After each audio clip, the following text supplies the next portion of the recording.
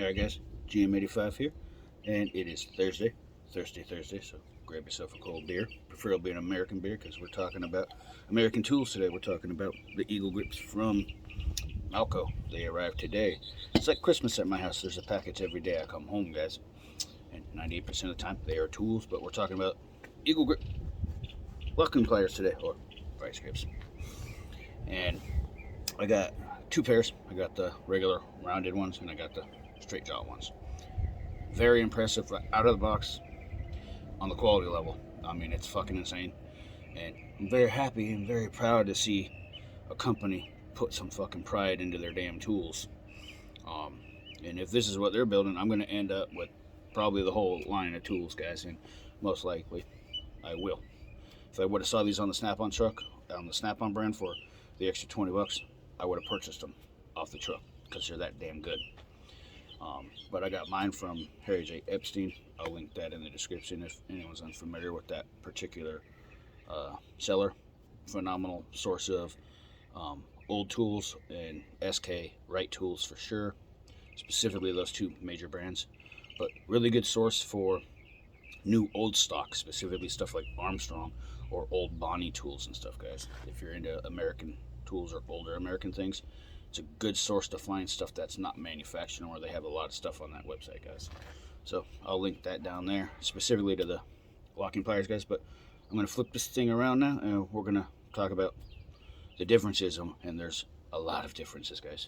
And we're going to do a little testing, play around with them, guys. This is first impressions of these tools, and I personally think they're worth every penny right now, guys. I would buy these twice. I probably will. Alright, guys. So right here we have the this is my most recent pair of vice grips I purchased, guys. This was 16 bucks. And the old American pair I have from the DeWitt Peterson label days is at work, because that's a superior product still to this day. This thing is a home tool at best for like whatever price point it was, but it's got that nickel finish on it. It's not uncomfortable by any means, but the quality is just really, really shitty. I mean, it's crap.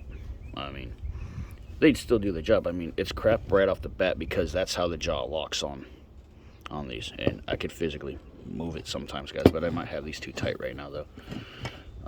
But this jaw slides if it's looser versus this is the new Eagle grip. Huge difference in quality, design, nice, super comfortable grip. There's a few differences in the grip actually as well.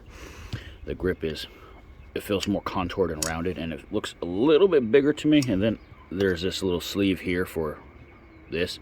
Also, you get a real hex bolt nut here, 5/16 versus this little rinky-dink 4 or 5 millimeter thing that's just fucking useless in my opinion. That's gonna strip and round out. Once you start applying a lot of torque to something that small, that's gonna fucking slip, guaranteed. Plus, you could always replace this with a wing nut of sorts, guys, if you have to.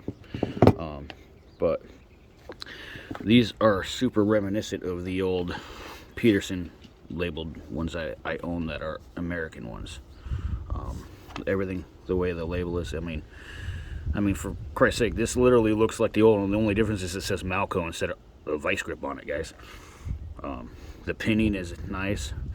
Like, that jaw is super positive. Perfect. I love it. And you got this right here, genuine, made in USA. This would be where the patent was on certain models of vice grips on the old models, guys. These are not everyday tools for me. These are extra sets of hands for me 90% of the time. And this one I don't use that often. I use these straight jaw ones, which I will get to in a minute.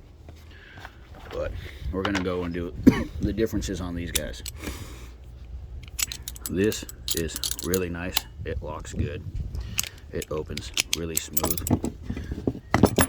And this does the same thing, guys, but it feels sloppier. Like, this has always been sloppy, especially on the new model ones, guys.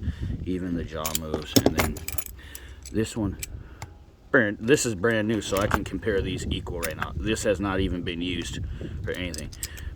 This is a little sloppy, but the difference is right here. This jaw doesn't move like the way this one does here, guys. And then we're gonna pop this guy here and here, and there's huge differences here, guys. The serrations on the jaws are way different, and you could see on the Irwins where the machining tapers off on that bottom jaw, and there's a little bit more of the baby grip teeth on there, and it's very similar up top as well. When you look at them, guys, like the jaws aren't perfectly parallel at all. This wire cutter looks a little more finer on the Eagles, definitely more polished, versus this guy right here. This one looks a little rougher. Also, the jaws are they're the same, guys, but if you can get them as close as possible side by side, you get a couple extra. If you get this damn thing lined up perfect, or as close as possible, the jaws have a little extra teeth. And then the other thing is these jaw lines, these teeth are very, very aggressive on especially on the bottom jaw of these Eagle grips. They feel way more aggressive than the Irwins to me. Like, just by touch and dexterity, they feel really more cut really, really well, guys. And there's a difference in weight on these actually as well, guys. So we're gonna weigh these as well. So here's the weight for you on, that's the modern Irwins, 516 grams. And here's the weight for you on the Eagles. That's a pretty substantial difference, guys. So quality is definitely here in these guys. And for a little test, let's just cut some wires just to see how that part works. It's not a super regular function that I use actually, but it's nice that it's there for sure. So let's just see how the Irwins do on a couple bits of wire. Not bad, not great by any means either. That was a 10 gauge wire. Here's like something a little smaller. I'm not sure on this. I just had spare wire, but it's not bad. So we're gonna do this is I think this is 10 gauge, I guess, guys. I'm not sure on that guy, but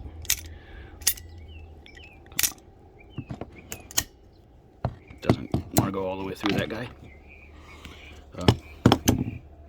Almost did though. You got what, maybe 2-3 strands of copper left there. Not too bad. This is definitely not going all the way through this guy, guys, but we can try.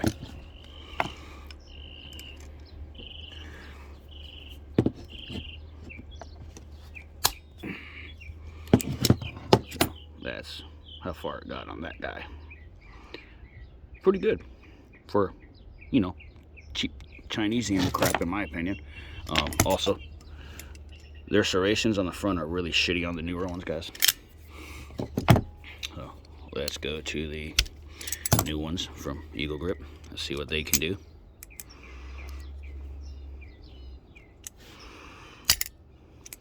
Yeah, nice. It's a much smoother cut, actually.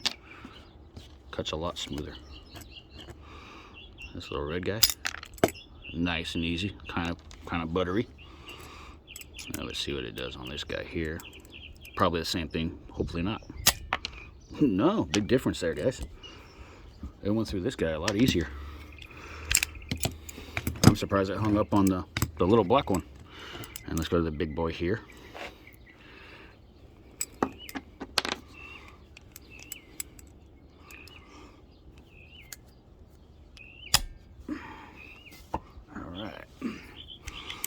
See where this guy is.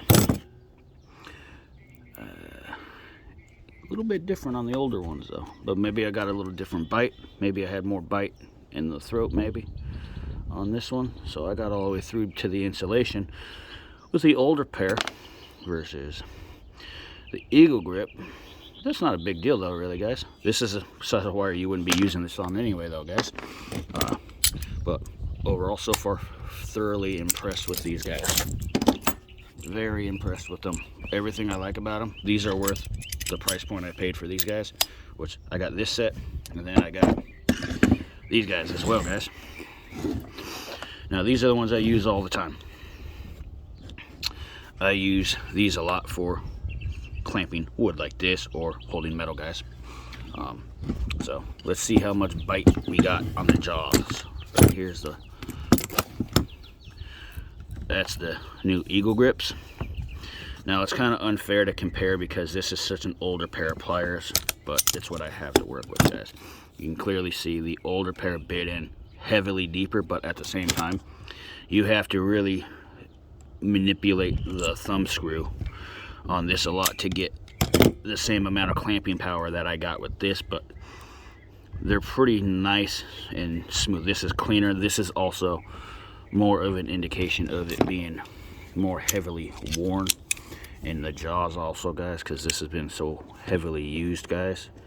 So this is kind of an unfair comparison, but this is a really solid pair. I mean, for it being old, it doesn't move very much like the other ones do, like the new modern ones do. And then here's the jaws of the other one. I was really gonna just only buy this pair, but then I'm like, for the price point, I was like, fuck it, I might as well buy them both, guys. But same thing, the teeth are very aggressive here on both ends. I'm really hoping that they come out with needle nose versions of these guys. They also have these in 7s. Needle noses will be great to have here on these guys. So I'll get you guys the part numbers, which are obviously here. That's the part number there for the straight jaw, and here is the part number for the curved jaw, which would respectively be coming in with these as their packaging, guys. So this is, they come with these guys, and we'll get a weight on those guys real quick if anyone's curious. Where'd they go?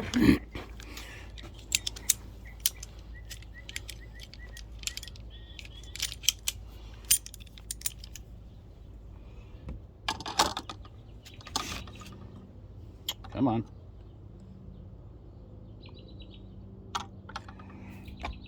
Here's your weight on the old Peterson branded ones, and here's your weight on the newer ones.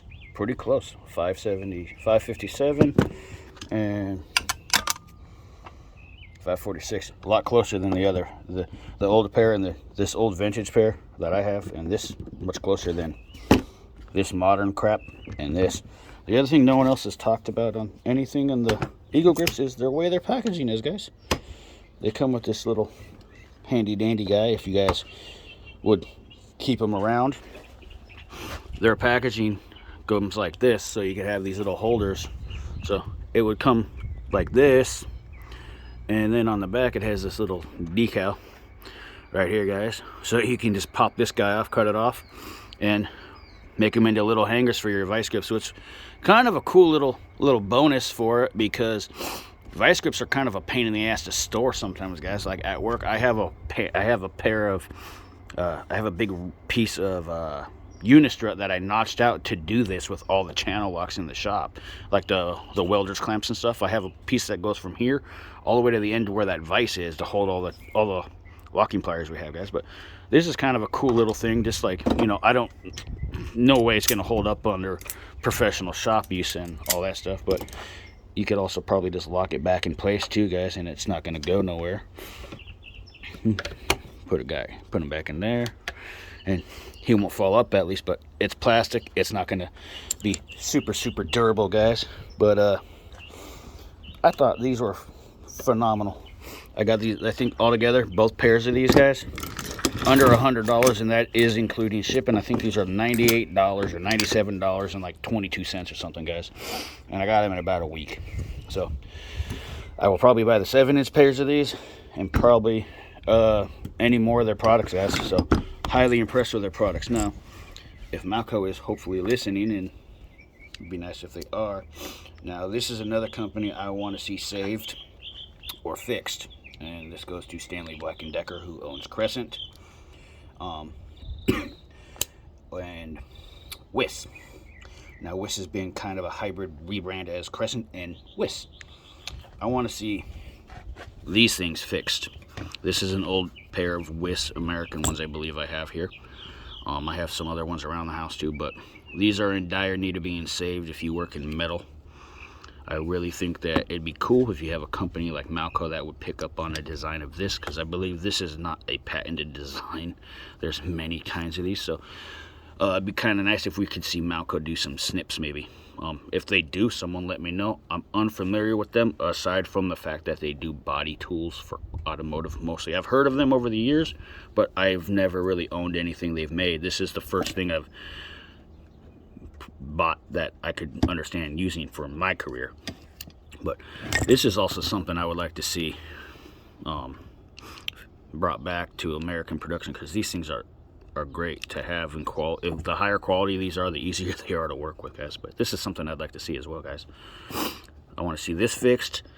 I want to see this fixed, and I want to see Channel Lock up their game.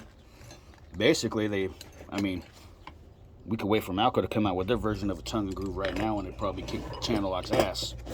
And here's a nice old Crescent wrench, guys. So we can get this fixed hopefully too, guys, because this is part of one of my original rants, guys, was these tools are important. These three tools, these are American icons.